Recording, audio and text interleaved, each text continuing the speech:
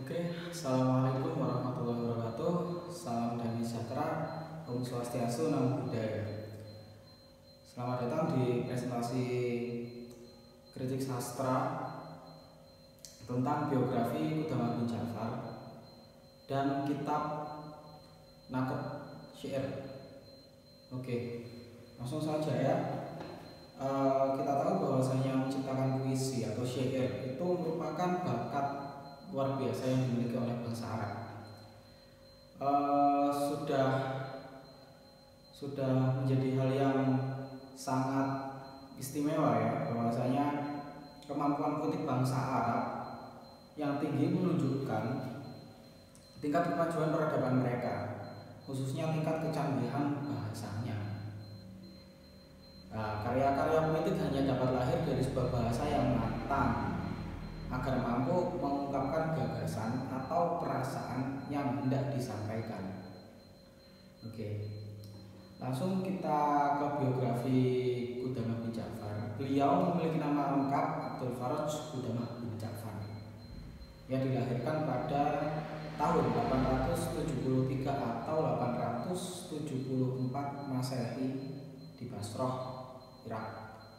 Kemudian ia wafat sekitar tahun 948 Masehi. Dituturkan oleh Ibnu Nadim bahwasanya Kudama bin Ja'far itu seorang penulis, ahli sastra dan juga filsafat terkemuka. Di samping itu ia juga memiliki jabatan di sekretariat khilafah di Baghdad. Kemudian ia juga pernah menjabat sebagai Kemenkeu lah di sana, Departemen Keuangan. Dalam pengantar bukunya Naqd Syair, Kudama menjelaskan tentang chaos penilaian puisi atau kerancuan penilaian puisi yang terjadi di masanya. Ia merasa perlu adanya sebuah ilmu yang independen dan fokus membahas puisi. Ilmu yang cara kerjanya itu beda dengan ilmu-ilmu kebahasaan yang sudah ada seperti halnya nahwu dan arud. Oke, maka dengan berbekal kemampuan kebahasaan dan wawasan filsafat, Kudama membangun sebuah ilmu puisi yang disebutnya kritik puisi. Baginya, ilmu puisi adalah ilmu yang bisa membedakan mana syair yang baik dan mana syair yang buruk. Langkah yang pertama yang dia ambil yaitu memberikan definisi tentang syair. Qala Kudama fi ta'rifi syairi innahu qaulun mauzunun mukufin yadullu ala makna. Ya, bisa dikatakan yaitu syair adalah perkataan atau susunan kata yang berpola dan juga berkofiah, atau akhir dari setiap baitnya itu bunyinya sama serta menunjukkan sebuah makna. Jadi dari definisi ini bisa ditarik kesimpulan bahwasanya unsur syair itu ada 4. Yang pertama yaitu kata, kemudian berpola, berkofiah, dan bermakna. Oke, penilaian terhadap puisi tidak boleh dilakukan secara parsial, secara menyeluruh. Menurut Kudama, kualitas puisi ditentukan oleh akumulasi atau per bagian kata, terus pola, terus kofiah, kemudian makna dari syair tersebut. Nah, kalau sudah menemukan kualitas dari keempatnya ini, ia baru bisa menentukan baik buruknya dari suatu syair. So, kita contoh puisinya. Kifana kimi dzikra habibin wa manzilin bisiktil liwa bainat dukhuli fahumali. Nah, di sini pertama kita mengetahui bahwa di sini ada qaulun atau kata yang tersusun, kemudian berpola. Polanya itu mengikuti bahar tawil. Ini sedikit menyinggung ilmu arut ya, bahar tawil. Di situ bahar tawil wazannya yaitu fu'ulun mafa'ilun, fu'ulun mafa'ilun, seperti itu. Jadi nanti kalau ditaktek itu ada ketukan-ketukannya.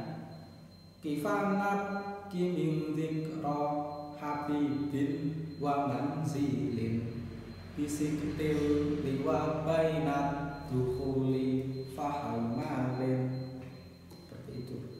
Oke. Namun berbeda pandangan dengan Ibnu Qutaibah dalam segi makna.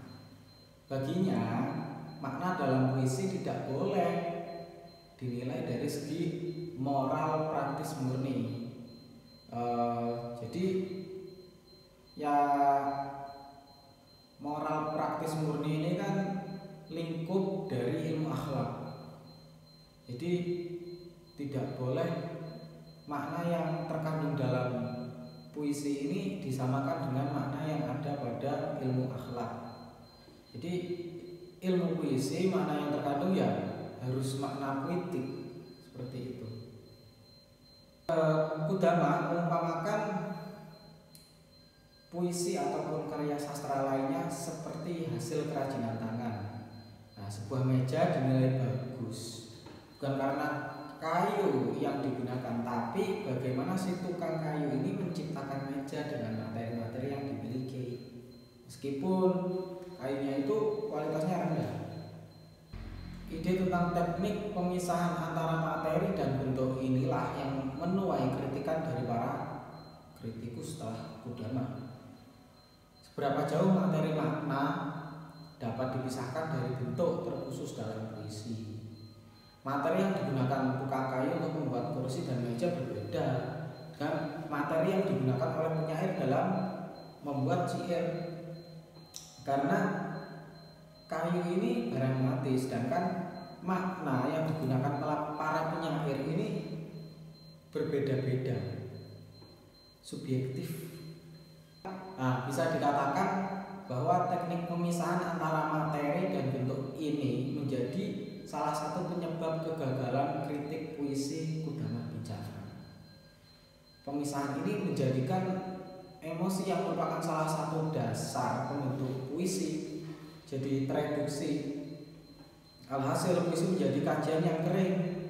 Menjadikan puisi sebagai ilmu adalah hal yang problematik, bahkan bisa dikatakan mustahil.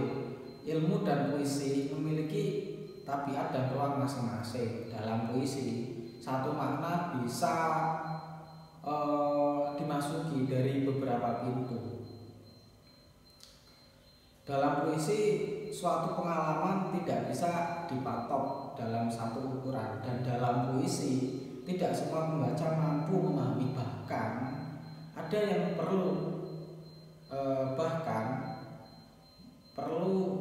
bahkan ada pembaca yang tidak perlu untuk memahami apa maksud puisi itu. Nah, karena membaca puisi adalah bagaimana seseorang bisa merasakan, bisa mengambil feel dari puisi tersebut, seperti itu. Meskipun demikian, Qudamah sudah berusaha mewujudkan mimpinya. Demikian presentasi yang bisa saya sampaikan. Apabila ada pertanyaan bisa dibahas nanti. Oke. Ila akhirih. Assalamualaikum warahmatullahi wabarakatuh. Salam damai sejahtera. Om Swastiastu, Namo Buddhaya.